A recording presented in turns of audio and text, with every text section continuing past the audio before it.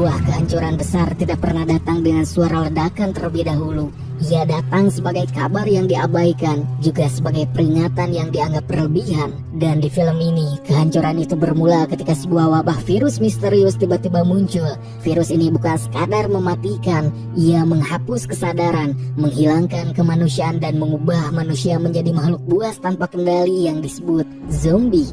New York menjadi titik awal penyebaran, kota padat, kota sibuk, serta kota yang tak pernah tidur. Yang dalam waktu singkat, kota ini berubah menjadi pusat ledakan wabah. Organisasi Kesehatan Dunia WHO segera turun tangan. Mereka meminta pemerintah Amerika Serikat melakukan lockdown total untuk mencegah virus ini menyebar ke kota-kota lain. Namun ironisnya, peringatan itu tak dipercaya sebab bagi banyak warga, wabah ini dianggap sebuah kebohongan atau isu buatan pemerintah, dan alasan hanya untuk mengontrol masyarakat juga alat untuk mencari sebuah keuntungan. Akibatnya kebijakan lockdown diabaikan, warga tetap keluar rumah juga aktivitas berjalan seperti biasanya. Dan keputusan itulah yang mempercepat akhir segalanya. Virus menyebar dengan kecepatan yang tak bisa dihentikan, dari satu orang ke orang lain, dari satu kota ke kota berikutnya, hingga militer dikerahkan, polisi turun ke jalan. Namun semua usaha itu sia-sia karena dalam waktu singkat, wabah virus zombie menjadi salah satu wabah paling mematikan yang pernah mengancam peradaban umat manusia. Di tengah kekacauan itu, cerita beralih ke seorang anak kecil bernama Luke yang sedang duduk santai menonton kartun favoritnya. Namun di tengah peringatan, semua saluran televisi tiba-tiba berubah, digantikan siaran berita nasional dan layar dipenuhi laporan darurat. Wabah virus zombie kini dikabarkan menyebar dengan sangat cepat dari satu kota ke kota lainnya.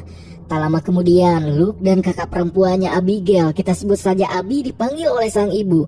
Di sana mereka melakukan video call dengan sang ayah yang bekerja sebagai pilot, di mana sang ayah mengatakan bahwa ia tak bisa pulang sebab situasi sudah terlalu sangat berbahaya.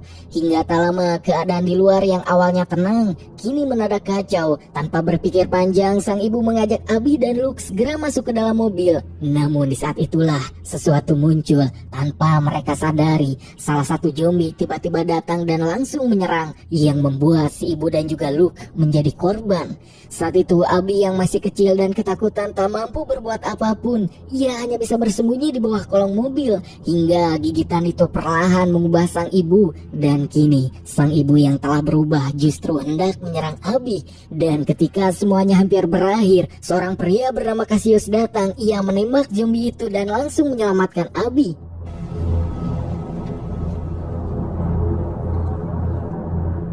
Dan di tengah kehancuran dunia, Cassius membuat sebuah keputusan. Ia berjanji akan membawa Abi ke tempat yang lebih aman.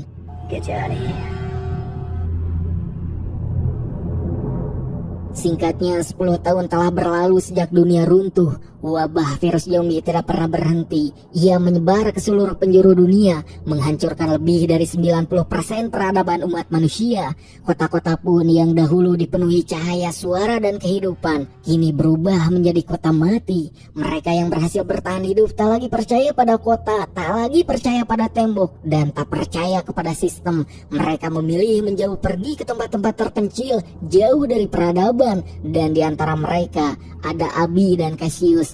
Kini Abi bukan lagi bocah kecil yang bersembunyi di bawah kolong mobil. Ia telah tumbuh menjadi seorang remaja yang kuat dan juga terlatih. Setiap hari mereka berpindah-pindah tempat menggunakan kuda untuk bertahan hidup.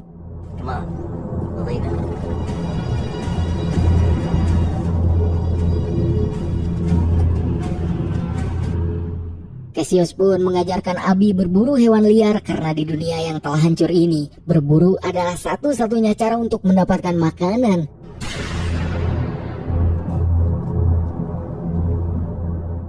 Dan tanpa disadari, Cassius telah menganggap Abi seperti putrinya sendiri. Ia tak hanya mengajarinya berburu, tetapi juga mengajarinya bertarung, menggunakan senjata, juga menggunakan tangan kosong. Sebab ia ingin Abi bisa melindungi dirinya sendiri jika suatu hari nanti mereka terpisah, atau jika mereka harus menghadapi masalah besar di perjalanan. Di sela-sela perjalanan mereka, Cassius selalu mengumpulkan benih-benih. Ia tak melakukannya tanpa alasan sebab Cassius memiliki tujuan dan sebuah harapan. Ia ingin membangun kebun sendiri, tempat yang bisa menghasilkan makanan. Jika suatu hari nanti mereka berhasil menemukan sebuah kota bernama Garden City, kota terakhir yang dikatakan sebagai tempat berkumpulnya orang-orang yang berhasil selamat dari wabah zombie. Hingga suatu hari ketika mereka sedang berkuda melewati sebuah wilayah terbuka, Abby dan Cassius melihat sesuatu yang tak biasa. Di kejauhan beberapa orang sedang diserang oleh zombie yang tanpa ragu Abby berniat membantu. Namun karena Abby masih pemula, peluru yang ia lepaskan justru malah mengenai seorang pria yang membuat pria itu tilar dunia. Meski begitu, pada akhirnya berkat Cassius, semua zombie yang menyerang akhirnya berhasil dikalahkan.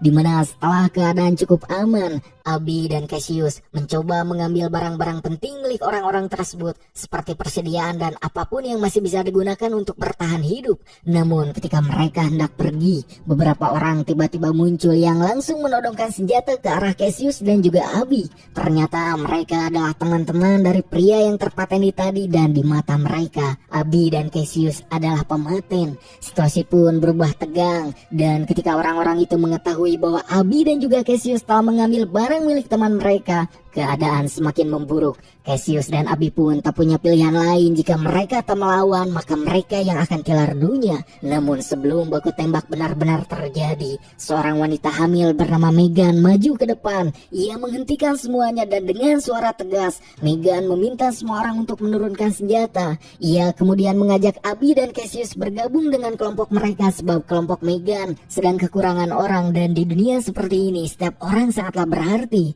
Namun sebelum keputusan diambil, bahaya yang sebenarnya datang yang tanpa disadari. Suara keributan sebelumnya telah menarik perhatian ratusan zombie, dan dari kejauhan mereka mulai berdatangan. Cassius, Abby dan kelompok Megan terpaksa untuk bekerja sama. Jumlah zombie yang datang terlalu banyak, dan di antara gerombolan zombie muncul satu zombie yang berbeda, lebih besar, lebih kuat, bahkan seolah memiliki kecerdasan sendiri. Dimana dengan cepat zombie spesial itu menghancurkan pertahanan satu persatu yang membuat semua orang hampir tewas. Dan pada akhirnya yang tersisa hanyalah Cassius, Abby, Megan dan suami Megan bernama David. Mereka pun berhasil kabur menggunakan mobil, meninggalkan semua orang yang kini sudah tilar dunia. Di tengah perjalanan, Cassius bertanya kepada Megan apa yang sebenarnya dilakukan kelompok mereka di tempat tersebut. Megan menjelaskan tujuan mereka bahwa mereka sedang menuju sebuah tempat bernama Boton, sebuah kota anti zombie yang dibangun di atas sungai, yang karena para zombie tidak bisa berenang, kota itu menjadi salah satu tempat aman untuk bertahan hidup.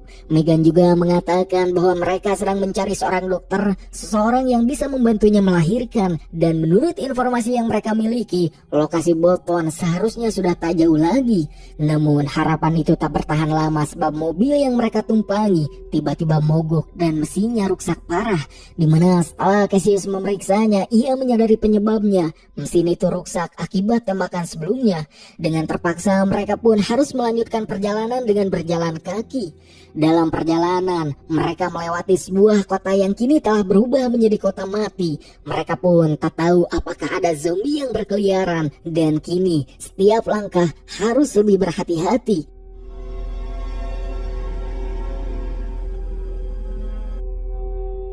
Ketika hari mulai malam, Cassius memastikan sebuah gedung cukup aman. Mereka pun memutuskan beristirahat di sana. Namun sebelum tidur, Cassius memasang jebakan di sekitar gedung, bukan hanya untuk zombie, tetapi juga untuk manusia lain, para begal yang mungkin datang saat mereka lengah. Di sisi lain, sekumpulan zombie yang dipimpin oleh zombie spesial telah menemukan mobil yang sebelumnya mereka gunakan, dan itu berarti satu hal, Cassius dan yang lainnya sedang diburu. Di tengah malam yang sunyi, ketika bangunan kosong itu akhirnya memberi mereka sedikit perlindungan, sebuah pengakuan mengubah arah perjalanan mereka. Di dalam gedung itu Megan akhirnya menceritakan kebenaran. Ia dan David sebenarnya berasal dari Garden City, kota terakhir yang selama ini dicari oleh Cassius dan juga Abby, tempat yang selalu menjadi harapan dan tujuan akhir dari semua perjalanan panjang mereka. Namun harapan itu telah runtuh sebab Garden City telah diserang oleh para zombie. Karena itulah Megan dan kelompoknya memutuskan pergi menuju Boton, dan menurut informasi yang mereka terima, Boton dibangun dari beberapa kapal besar yang digabungkan menjadi satu yang mengapung di atas air. Dan karena para zombie tidak bisa berenang, kota itu dianggap sebagai salah satu tempat teraman yang masih tersisa di dunia. Mendengar cerita itu, Abby terdiam sebab selama 10 tahun terakhir ia hanya hidup berdua dengan Cassius, berpindah-pindah menghindari manusia lain, dan kini ia membayangkan sesuatu yang belum pernah ia rasakan sebelumnya, yaitu hidup berdampingan dengan banyak orang, sebuah kehidupan yang lebih dari sekadar bertahan hidup. Abby pun tertarik kepada Boton, namun Cassius justru sebaliknya. Ia tak percaya pada kota, tak percaya pada tempat yang mengumpulkan banyak orang, karena baginya semakin banyak manusia, maka semakin besar resikonya. Dan Cassius menilai Boton tidak seaman yang mereka bayangkan, yang alhasil perdebatan pendapat itu berubah menjadi pertengkaran. Abby ingin mencoba hidup normal, Cassius ingin tetap menjauh. Namun pada akhirnya Cassius mengalah sebab ia tak sanggup meninggalkan Megan yang sedang hamil di dunia yang kejam ini. Problem look is, next know she blames herself for what happened. We'll help you get to the colony. Keesokan harinya, sebelum mereka sempat melanjutkan perjalanan, bahaya kembali datang. Abby mendengar sesuatu dari bawah gedung. Ia pun berniat melaporkannya kepada Cassius, namun sebelum sempat berbicara, sebuah zombie tiba-tiba mengejarnya. Abby pun berlari, dan dengan sisa keberanian yang ia miliki, ia berhasil membuat zombie itu terjatuh dari ketinggian.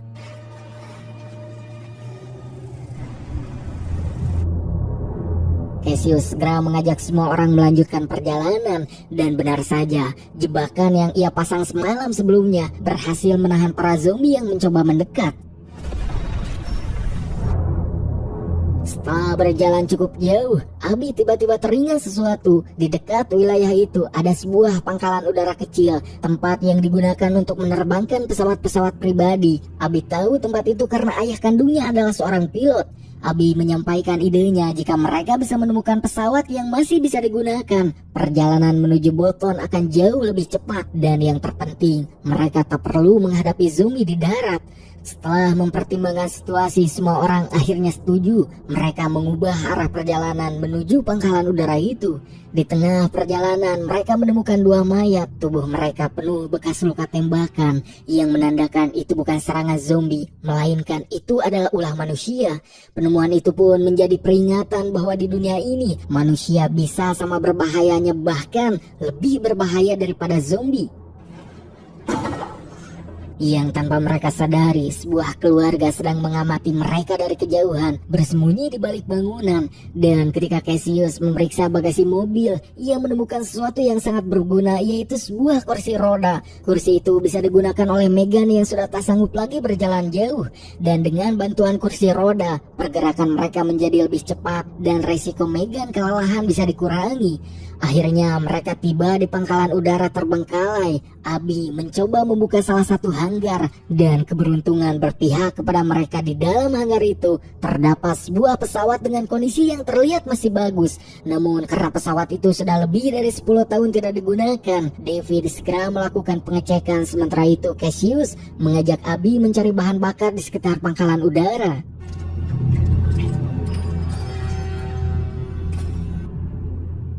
Di sisi lain, keluarga yang sebelumnya bersembunyi akhirnya diserang oleh para zombie yang dipimpin oleh zombie spesial.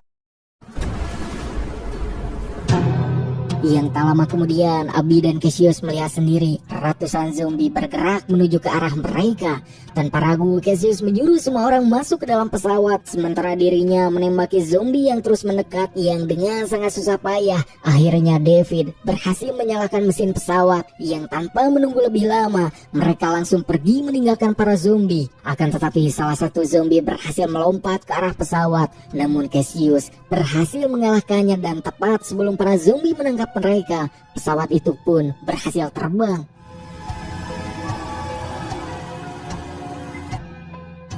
Namun keselamatan itu tak bertahan lama sebab baru beberapa menit di udara, mesin pesawat mulai bermasalah, pesawat kehilangan kendali dan akhirnya jatuh menabrak pepohonan. Yang untung saja semua orang selamat dan hanya membuat luka kecil saja, namun satu hal yang jelas, perjalanan mereka kini belum selesai. Sebab Abby, Cassius, Megan dan David tidak punya pilihan lain, mereka harus melanjutkan perjalanan dengan berjalan kaki. Yang tentu hal itu sangat berbahaya sebab kini mereka sudah menjadi buruan para zombie yang dipimpin oleh zombie spesial.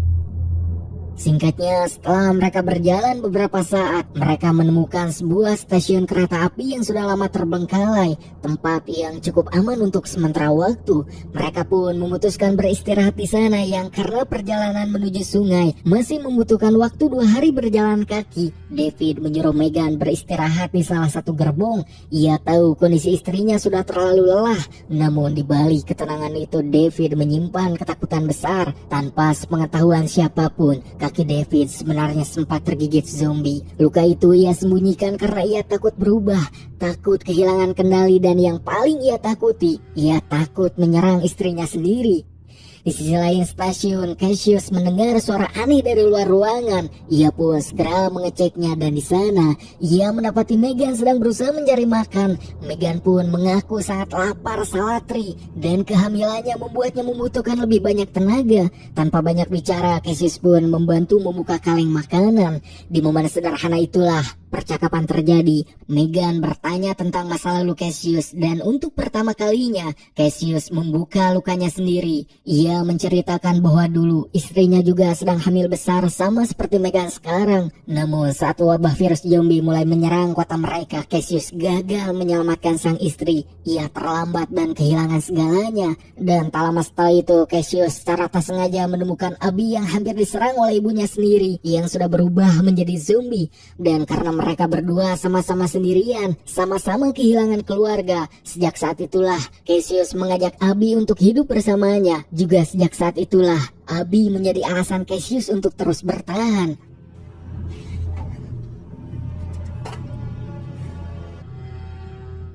Keesokan harinya mereka kembali melanjutkan perjalanan melewati padang rumput yang sangat luas, lalu masuk ke wilayah hutan yang jauh dari perkotaan. Di tengah perjalanan itu Cassius mulai menyadari sesuatu. David bertingkah aneh dan diam-diam Cassius mendekati David yang menanyainya secara langsung. Dan akhirnya kebenaran terungkap. David mengaku bahwa ia telah tergigit zombie. Mendengar itu Cassius meminta David melakukan satu hal, yaitu berpamitan kepada Megan sebelum ia berubah. Menjelang malam mereka menemukan sebuah rumah yang sangat terawat, dan untuk dunia yang telah hancur seperti ini, itu berarti satu hal, ada seorang yang tinggal di sana. Dan ketika mereka mencoba mendekat, seorang pria tua tiba-tiba keluar dari rumah. Pria itu langsung menodongkan senjata ke arah mereka. Ia menyuruh Cassius dan yang lainnya menaruh semua senjata ke dalam sebuah kotak. Mereka pun yang tak punya pilihan. Dengan hati-hati Cassius menuruti permintaan itu. Ia menjelaskan bahwa mereka hanya ingin sedikit makanan karena mereka sudah kehabisan persediaan. Dimana setelah semua senjata diserahkan, pria itu justru berubah sikap. Ia memperbolehkan mereka masuk dan pria itu memperkenalkan dirinya sebagai Norton. Ia pun memberi mereka makanan dan bahkan memperbolehkan mereka menggunakan seluruh fasilitas rumahnya, termasuk listrik. Dan di dunia yang telah runtuh, listrik adalah kemewahan yang hampir mustahil untuk didapatkan. Cassius dan yang lainnya pun mulai merasa lega dan mereka mengira Norton adalah orang baik. Di dalam rumah itu, Cassius menemukan sebuah laptop yang masih berfungsi, dan saat ia membukanya, muncul foto-foto lama, foto dirinya bersama sang istri, kenangan yang selama ini terkubur. Namun ketenangan itu tak bertahan lama ketika semua orang berkumpul di ruang tengah. Norton mulai berbicara tidak jelas. Ia mengatakan bahwa ia sangat senang dengan munculnya wabah virus zombie. Ucapan tersebut membuat suasana berubah dingin, dan tak lama kemudian, tanpa peringatan, semua orang langsung tak sadarkan diri. What are you? Ketika kesadaran perlahan kembali, tubuh mereka tak bisa bergerak. Abby, Cassius, Megan, dan David kini terikat, bukan oleh tali melainkan oleh alat-alat aneh yang terpasang di tubuh mereka. Norton pun berdiri di hadapan mereka. Ia tersenyum dan mulai berbicara tentang dunia lama, tentang manusia, tentang zombie, Dan baginya, wabah ini bukanlah sebuah bencana, bukan sebuah kutukan, melainkan sebuah evolusi. Ia mengaku sebagai ilmuwan, seseorang yang sejak awal terobsesi dengan batas antara manusia dan monster, dan wabah virus zombie adalah jawaban dari semua obsesinya. Norton lalu menunjukkan rahasianya di ruang tersembunyi yang tak pernah mereka lihat. Terdapat zombie-zombie yang sedang dikurung, bukan zombie liar, melainkan zombie yang dikendalikan. Norton pun memiliki sebuah alat, sebuah pengendali, dan dengan alat tersebut ia bisa memberi perintah pada zombie yang telah terinfeksi. Dan kini Norton berencana menjadikan mereka semua sebagai subjek eksperimen berikutnya, hingga zombie peliharaan Norton dilepaskan mendekat ke arah mereka. Dan David berdiri, gigitan zombie di kakinya telah mengubahnya, namun belum sepenuhnya. Dan di kondisi tersebut ia memiliki sesuatu yang tak dimiliki zombie lain, yaitu sebuah kesadaran. Melihat hal itu membuat Norton terkejut. Terlebih lagi alat pengendali miliknya tidak bekerja kepada David. Tanpa membuang waktu, Cassius mengambil senjata mereka dan menyuruh semua untuk segera pergi meninggalkan tempat Norton. Mereka pun kemudian mencuri mobil milik Norton dan kabur dari rumah itu. Namun masalah mereka belum berakhir. Di dalam mobil, Megan mulai merasakan sakit. Ia tahu waktunya hampir tiba. Ia akan melahirkan. Di saat yang sama, suara langkah berat terdengar dari kejauhan. Zombie spesial dengan ratusan pasukan zombinya sudah mendekat dan langsung mengepung mereka. Dan sialnya, mobil pun terhenti oleh pohon tumbang. David yang melihat Megan, ia tahu istrinya tak akan mampu. Yang tanpa banyak bicara, David membuat keputusannya. Ia berhenti, berbalik untuk menghadapi para zombie itu sendirian.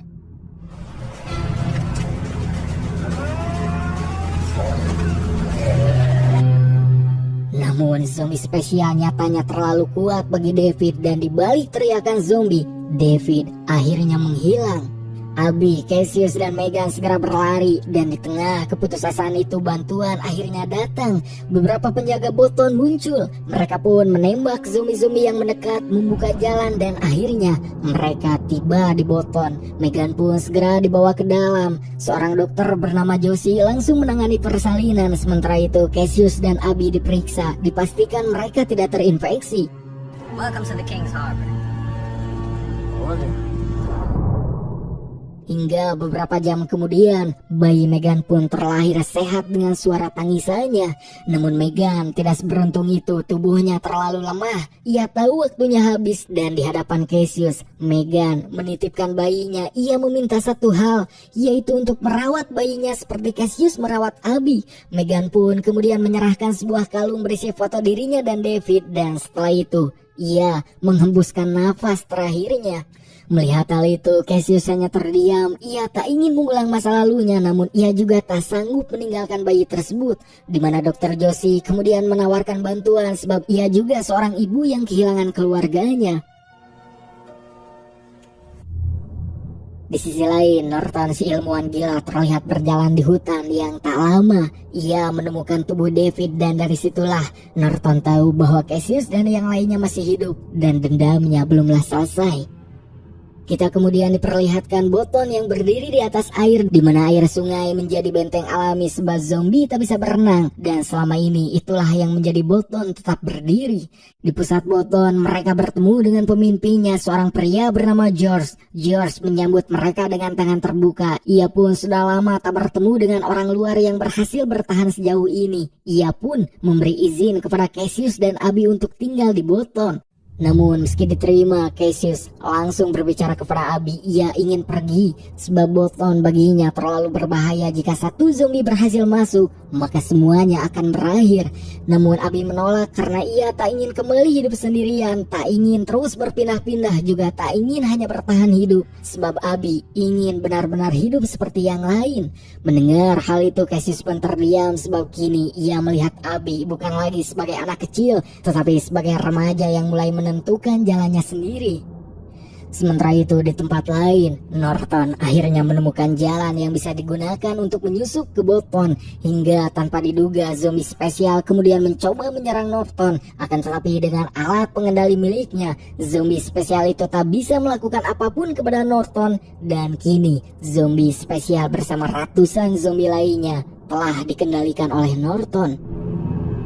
Scene pun kembali ke Boton yang memperlihatkan Abby bertemu dengan seorang remaja bernama Roderick, di mana Roderick kemudian mengajak Abby ke sebuah pesta kecil, yaitu sebuah pesta remaja tanpa orang dewasa. Namun pesta itu tak berlangsung lama. Roderick tiba-tiba menghilang. Abby kemudian berusaha mencarinya, di mana langkahnya membawanya ke bagian bawah kapal, ke ruang mesin, dan di sana Abby menemukan sesuatu, yaitu sebuah remote. Hingga saat Abby hendak menyentuh remote itu, Roderick muncul menghentikannya. Roderick pun kemudian menjelaskan kebenaran bahwa setiap kapal di Boton telah dipasangi bom. Alasannya, jika zombie berhasil masuk dan kota tak bisa dipertahankan, semuanya akan diledakkan. Dan untuk memastikan zombie tak pernah menguasai kota ini, mereka juga telah menyiapkan jalur evakuasi bawah tanah menuju seberang sungai.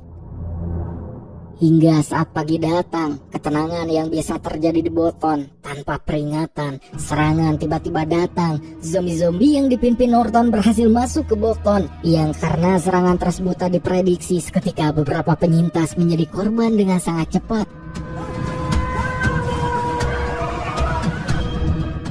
Para penjaga kemudian melawan, namun karena jumlah zombie terlalu banyak, George sang pemimpin membuat keputusan berat, yaitu mengevakuasi semua yang masih hidup melalui jalur bawah tanah. Di momen chaos tersebut, Cassius segera mencari Abby hingga ia menemukannya tepat ketika Norton muncul. Norton pun kemudian menyerang Abby sementara Cassius mencoba untuk menolongnya, namun karena lengah, sebuah zombie mendorong Cassius ke dalam lubang. Norton kemudian memerintahkan zombie-zombie lain untuk menjauh sebab ia ingin mempateni Cassius sendiri. Akan tetapi Norton salah, dan dengan satu serangan, alat pengendali zombie milik Norton berhasil dihancurkan Cassius, yang membuat zombie-zombie yang awalnya dikendalikan Norton kini berbalik menyerang ke arahnya.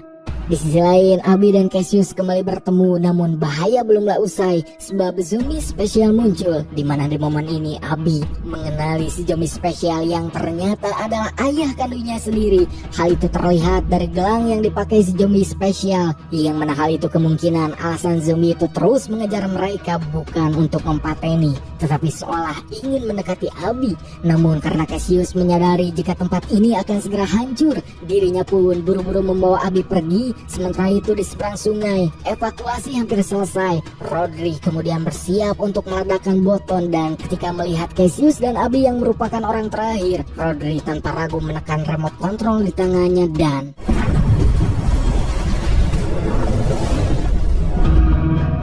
akan tetapi tanpa diduga si zombie spesial nyatanya masih hidup dan kini mengincar para manusia yang selamat. Tak mau ada lagi korban, Cassius kemudian melawan zombie spesial itu, namun tentu karena perbedaan kekuatan yang sangat jauh, Cassius pun hampir kalah. Dan di momen itulah Abby harus membuat keputusan tersulit dalam hidupnya, yaitu antara menembak zombie spesial yang merupakan ayah kandungnya sendiri atau menyelamatkan Cassius yang sudah merawatnya. Tetapi pada akhirnya Abby memilih menyelamatkan Cassius, orang yang selama ini telah ia anggap sebagai ayah kandungnya sendiri. Pada akhirnya kini Cassius dan juga Abby serta para penyintas lain yang selamat hanya bisa melihat jika Boton yang merupakan rumah aman satu-satunya kini telah hancur, yang membuat mereka tak punya tempat kembali. Cassius kemudian berkata jika dirinya mengetahui satu hal, jika kini mereka tak bisa terus melarikan diri, dan mengajak semua orang yang selamat untuk menuju sebuah pulau, di mana di sana ia akan menanamkan benih-benih yang ia kumpulkan untuk membangun kehidupan baru, untuk memulai ulang peradaban manusia.